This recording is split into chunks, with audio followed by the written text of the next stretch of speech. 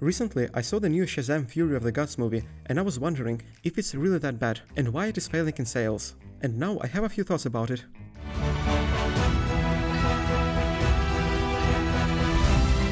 I think Warner Bros. Studio has found itself in a difficult situation. Assigning James Gunn to be the creative leader and Peter Safran to be the CEO of DC Studios was probably a good decision for the company, because James Gunn has a good reputation of making movies that are enjoyable to watch. But on the other hand, the first thing that those two guys did for the franchise was to allow a leak, and James Gunn even had to justify himself for that, and reveal the details of the movie much earlier than he initially planned.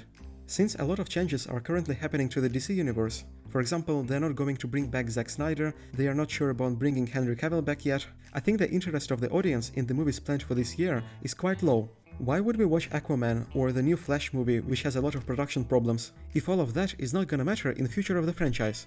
And who needs a sequel of Shazam, not a very spectacular and definitely not a very popular movie?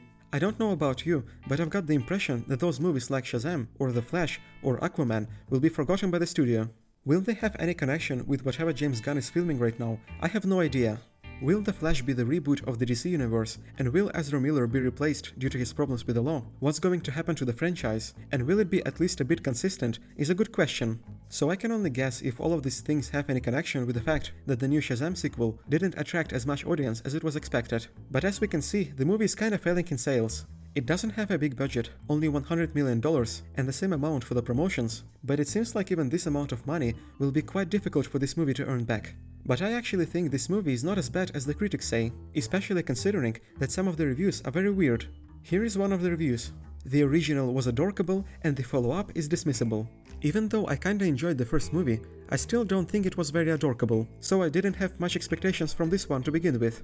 I think the sequel is just on the same level as the first movie. It's just a fun story, like a classic superhero comics, with a simple hero and a simple evil. The motivation of the characters is out of nowhere, and the plot is very simple as well. Maybe the bigger scale of the events, or the bigger amount of characters and their shallow personality don't make this movie better, but I think that's not the reason to hate it. And it seems like the audience score would also back my words up.